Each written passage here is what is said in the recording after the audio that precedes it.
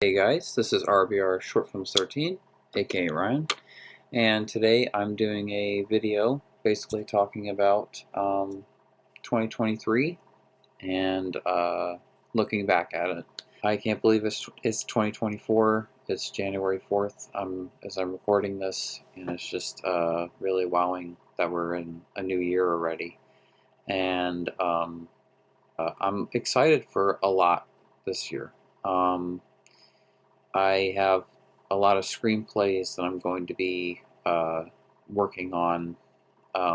Going back to one of my old books that I was writing for a long time and never finished. I'm going to go back to it. I'm getting back into drawing and painting that I haven't done since I was a kid, so I'm very excited about that. And I'm in the editing process for New Ghostface that comes out uh, Christmas 2024, December 25th, 2024. And I'm also going to be making another fan film, Rise of Pinhead, which I'm really excited about. And I have tons of projects, you know, boom, boom, boom, laid out in the future, and tons of ideas that are going through my mind all the time. So it's really exciting. 2023 was definitely one of the best years for me. Um, Going to the Halloween 45-year convention was just, I'll never forget that. That was the most amazing moment of my life, was going to California. Going to Los Angeles, going to South Pasadena, going to all those places, West Hollywood, everywhere. Seeing the Hollywood sign, going up all those hills, seeing where they filmed A Nightmare on Elm Street, where they filmed Halloween, where they filmed so many iconic scenes and films. I recognized the locations. I recognized so much. Like so much looks so much the same there, and it was just. It felt like a Disney World for adults. It was just really exciting, and the convention was just incredible. Getting autographs from Malcolm McDowell, Brad Loree. Uh, I mean, oh my God. Uh, getting a picture with Danielle Harris, getting a picture with Brad Loree, Malcolm McDowell, um, and so many of the actors that I got a picture with Malaka Cod. I got to I got to meet John Carpenter. I got to ask him a question. I mean that was you know, that was like my ultimate bucket list right there. You know, was that. And John Carpenter wasn't even supposed to be there. I mean, he wasn't announced. So he was the surprise announcement, and that shocked everybody there at the convention. Nobody, and I don't think anybody was expecting that.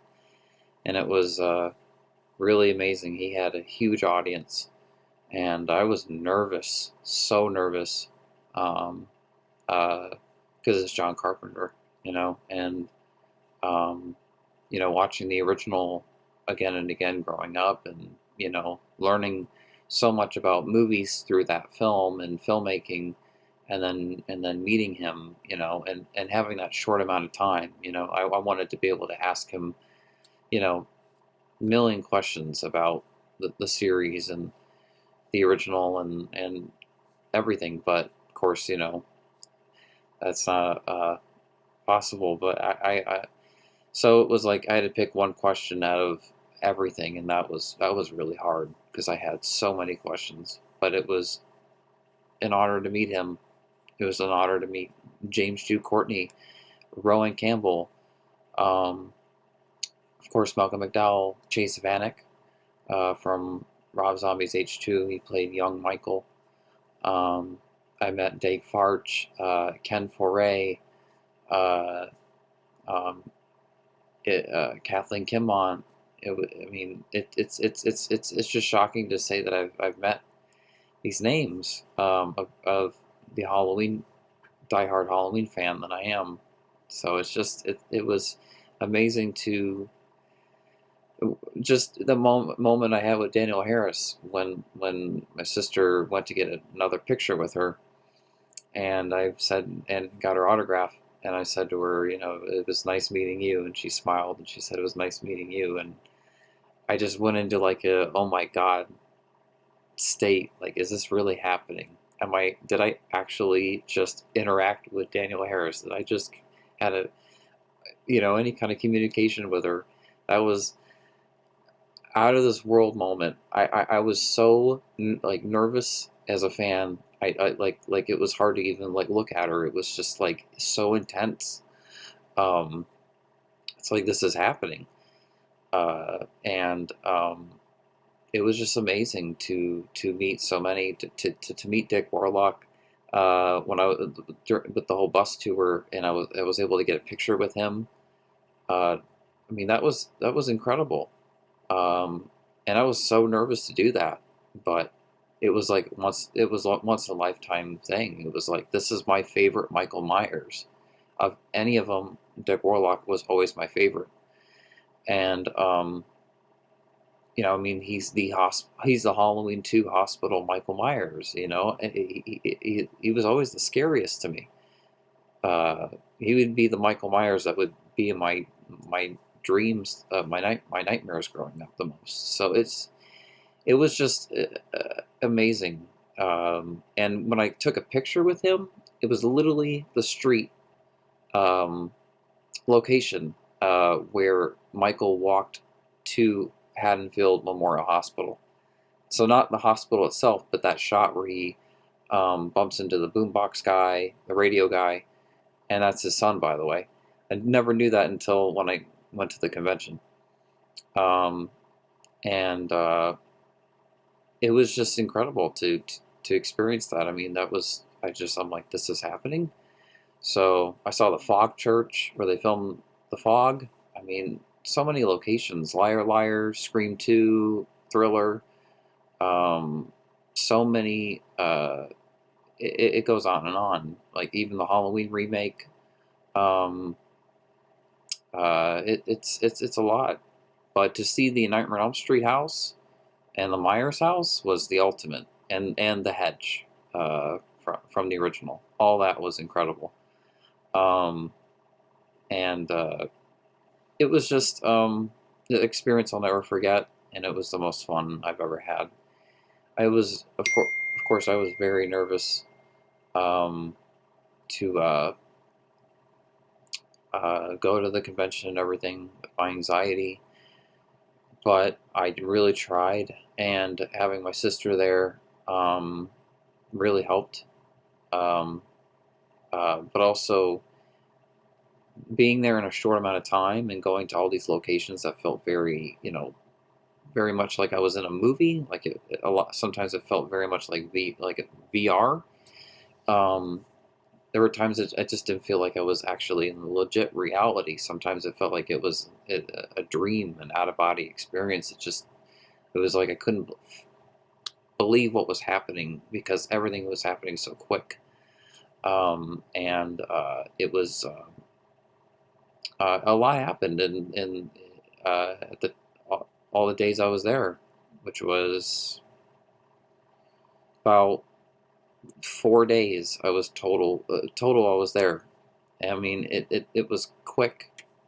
Probably the most fastest 4 days ever, and the most that happened in those 4 days in my entire life. That was just incredible. Um, Making New Ghostface was an amazing experience. I loved working on that movie. Uh, I enjoyed so much Insane working on Insane Cage of Madness Part 2, and I had a film premiere for that early 2023, in the spring of 2023, and that's when I was talking to my actors and talked about, you know, wanting to do, hey, do you guys want to do another movie? Doesn't have to be insane, but do you guys want to do another movie? And they were all down to do another movie, and it's truly the greatest cast I've ever worked with. I was like, oh yeah, I'm totally making this. I'm totally making a movie this year, and I was thinking really deeply, what am I going to make? I believe in 2022. It could have been last year, but I believe it was 2022 that I announced New Ghostface. and I just felt like this was the perfect cast to do it. I thought that I was at the perfect age, because it's a story. It's not a requel, but it is celebrating my old Scream fan films that I made back in 2011, 2012, 2013.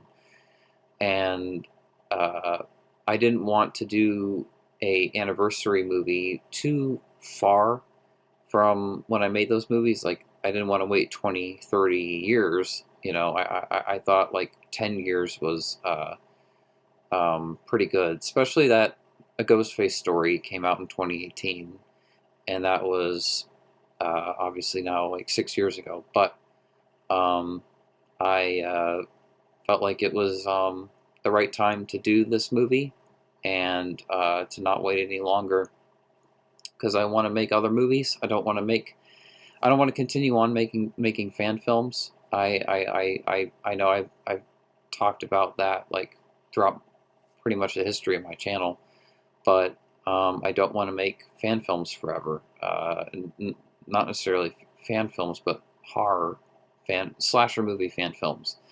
I've done Michael Myers, Jason Voorhees, um, Ghostface, The Miner, My Bloody Valentine, uh, many, and then I'm going to be doing Pinhead. So I feel like that's like about five of them. You know, uh, I really wanted to do Freddy Krueger, but that's really tough without Robert Englund or getting a really good actor, especially not having the makeup effects for Freddy Krueger, like really good makeup effects. Like a really great mask or something that looks really good and really really realistic, and you can make a really good fan film. A lot goes in. I feel like a lot would go into a Nightmare on Elm Street movie. I don't think Nightmare on Elm Street was ever built to be a fan film material, because it just seems like you have to have a budget. Like it is. I mean, yeah. Um, just Halloween and Friday the Third. Maybe it's just me, but Halloween and Friday the 13th were just easier. Scream was easier. I don't know. I think because these slashers, they don't have any dialogue, and they're wearing a mask the whole time. It's easier to give the illusion that this is a real movie. Um, but obviously, if I'm trying to make a Chucky fan film or a Freddy Krueger fan film, people aren't gonna buy it. Automatically. It's gonna feel so fan made. Right away. So I always try to make fan film slasher movie fan films that you know uh, you could believe could be real. Um, but I feel like they were great lesson learners as a filmmaker of what to do and what not to do with movies. And I feel like New Ghostface and Rise of Pinhead is a great high note to end on, and move on to other titles, other projects that are, um, of course, my own original work. Um, and I'm maybe not against doing a fan film of another, maybe series, but when it comes to like horror, I just feel like I've done what I've wanted to do. I've been making fan films, and thankfully, I've done other short films as well. My own original short films with Insane movies, the Devil Servant movies, Jester movies. Like, I've done my own stuff, so it's not like I've done nothing but fan films. But I feel like it's been so much of that in my life since I was 14, that I started my channel with fan films, and I don't know, I want to move on and do other uh, things with uh, my films. I feel like I have so much to bring to movies as a screenwriter and as a director, and I just don't want to waste time. Life is very short, and I just want to get New Ghostface out this year. This holiday this year, and I know it sounds far from now, but it's going to be here before you know it. And the movie not coming out till December 25th is a lot of that is because of the scripts I want to write. Of course, Rise of Pinhead. I plan to film that sometime this year, and so there's tons of all these other things that I want to do: painting, drawing, other artistic things in my life that I haven't really done in a long time that I want to catch up on. And once I do, then I can really get more deeper into the editing process and do Ghostface and get that out. I've already I've already talked to my music composer and one of my music composers, and it's all looking great. So I mean, I'm just very excited for it. But I want to do other stuff. I'm glad that I filmed the movie then when I did and everything. I'm going to be filming an add-in scene for the movie and some pickup shots this year. But I got surgery last year at the end of 2023, and I don't really want to talk too much about it. But basically, the surgery went well. I was very shocked by that. And I am recovering very well. It's day by day. Just one day. I'm still in the. Hasn't been a full 3 weeks yet of recovery, and I still have to have my follow-up appointment with my surgeon and all that. So, not to like freak you guys out, not going anywhere. Nothing's wrong. I mean, got my hands and my arms and my legs and my feet, so that's good. It's just I'll talk about it in the future, but since this is so recent, I just don't feel comfortable yet. But that was the reason why I made New Ghostface, kind of like that, and then put the release date way out for December, just so I made sure that I knew that I guarantee, when to get it out. And I always have to have a release date for my movies. I don't know how you can't have a release date, for a film. You always have to. Any movie, has to have a limit at some point. Like, despite how much I would love to work on one movie for like my entire life, like like literally be in the editing room of a movie for 10 years, and make it perfect, perfect, perfect. But that's just not reality in making films. You're not supposed to be in the editing room probably for more than a year and a half. The longest being in the editing room should be 2 years. It should be no longer than 2 years being in the editing room with a movie. Because I feel like more than you go longer than that, it's just, um, yeah, and because life is so short, you want to make other projects, you want to tell other stories, so you don't want one project to be in your way your entire life, So I don't want to get, a movie out in like a day, but I don't want to get it out in like 10 years either. So, um, but last year I learned a lot. I learned a lot of like forgiveness, forgiving people, because I have problems with that, with holding grudges against people and not being able to let things go. So I've that was really great. Getting better at that this year. Anxiety, and depression and paranoia that I have and stuff, PTSD, that all is still there. None of that has changed. I mean, I'm on medications and stuff, in therapy, and always, working on my stuff, because that's, being an adult and what you need to do, with your life if you have disorders, or whatever, that's the only way that you can improve at any possible chance, in life, is to talk to somebody. especially more than one person is even better. And yeah, but 2023 was just I had a lot of fun. I had a great time with my family in Ocean City, Maryland, in the summer family vacation that we had, and it just I had a lot of fun editing Insane Cage of Madness Part Two for the from like January to the end of March, and then the supercut of Cage of Madness that I didn't complete editing until the very end of May, very beginning of June. So that was so much fun because I was finally completing Cage of Madness because it was a two-parter because of the pandemic, and I was finally able to make it one movie.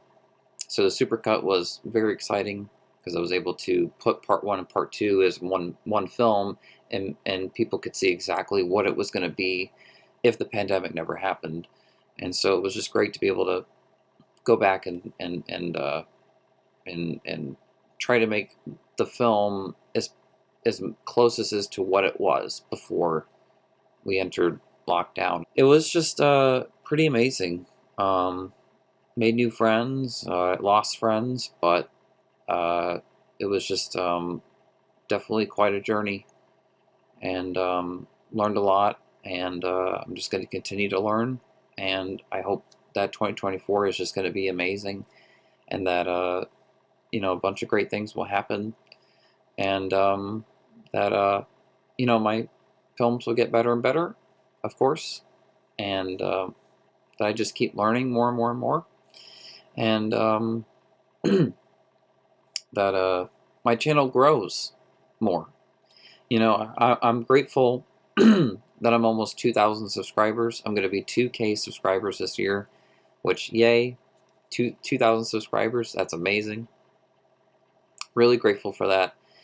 But of course, I would love if I had 10K subscribers or 20K subscribers. Maybe not a million subscribers, maybe not even 500,000 subscribers, but just 10,000 subscribers, 20,000 subscribers would be really cool just to have more of a little bit more of an audience there. I would love a little bit more of an audience. Uh, um, but never say never. My channel could always grow as time goes on. So I'm just going to keep trying and trying and try to make my channel the best as possible. So I hope you guys are having a great 2024 so far. Tell me what you guys think about 2023. Like, what was it like for you guys, and what are your favorite memories of 2023? Or was it a good year for you, or not a good year for you? What are you most looking forward to this year? And what are you guys most looking forward to from me? I guess that could be a question as well. But that's my video, guys. I hope you enjoyed, and I will talk to you all very soon. All right, peace.